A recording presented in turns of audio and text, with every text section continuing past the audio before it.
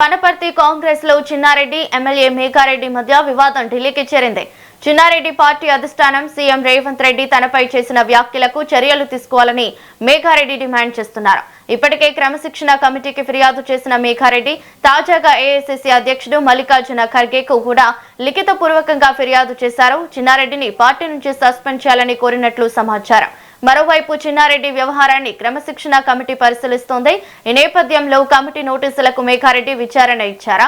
ఢిల్లీ పెద్దలకు వచ్చిన ఫిర్యాదుపై చిన్నారెడ్డి ఎలా స్పందిస్తారు అన్నదే ఆసక్తికరంగా మారింది.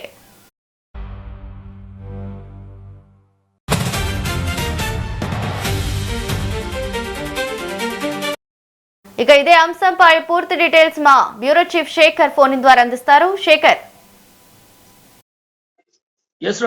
వనపర్తి కాంగ్రెస్ లో చిన్నారెడ్డి వర్సెస్ మేఘారెడ్డి, ప్రస్తుత MLA Thudi Megha Reddy versus Congress party senior నాయకులు చిన్నారెడ్డి వర్సెస్ గా కొనసాగుతున్నది రచ్చ.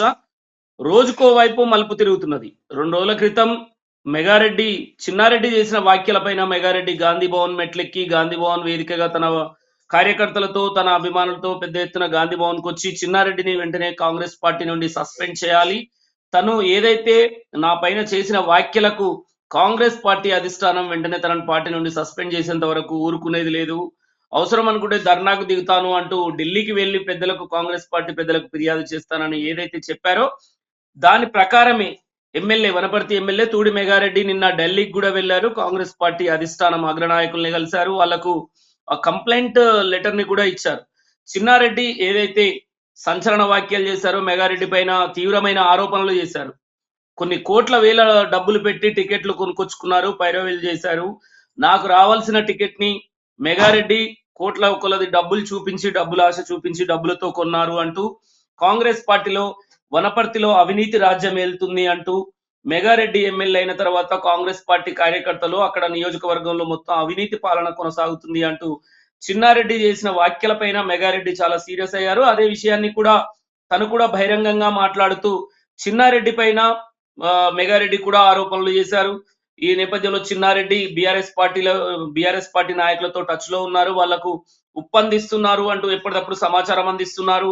ఇక్కడ కాంగ్రెస్ పార్టీలో జరుగుతున్న ప్రతి అంశాన్ని సీఎంఆర్ఎఫ్ కావచ్చు తదితర ఫైళ్లు కాంగ్రెస్ పార్టీలో కార్యకర్తలకు కాకుండా బీఆర్ఎస్ పార్టీ నాయకులకు ఫేవరబుల్ గా పనిచేస్తున్నారు అంటూ మేఘారెడ్డి ఆరోపణలు చేశారు.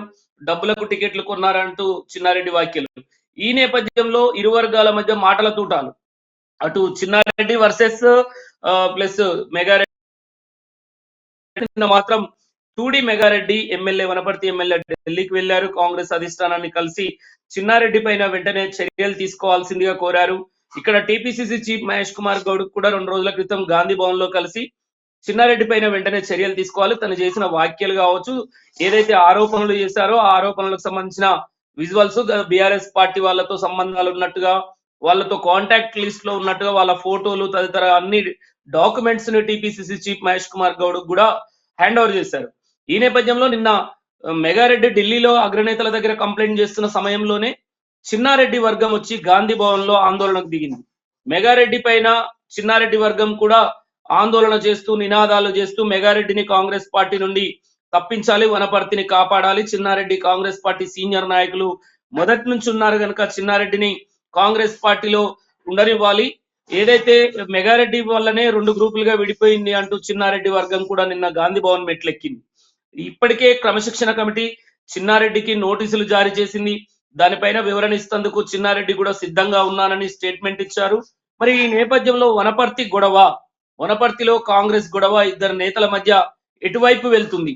ఇప్పటికే చిన్నారెడ్డిని పార్టీ నుండి సస్పెండ్ చేస్తారు, చిన్నారెడ్డిని ప్రణాళిక సంఘం అధ్యక్షుడి నుంచి తొలగిస్తారు అని పెద్ద ఎత్తున సమాచారం అయితే పెద్ద ఎత్తున మాటలు వినబడుతున్న నేపథ్యంలో మరి నిజంగానే చిన్నారెడ్డిని పార్టీ నుండి సస్పెండ్ చేస్తారా, తన ప్రణాళిక సంఘం పదవి నుండి తొలగిస్తారా అనేది మాత్రం చూడాల్సి ఉంది. మేఘారెడ్డి మాత్రం అటు అగ్రనేతల్ని, కేంద్ర నాయకుల్ని, జాతీయ నాయకుల్ని, రాష్ట్ర నాయకుల్ని కలిసి ఫిర్యాదు చేస్తున్నారు.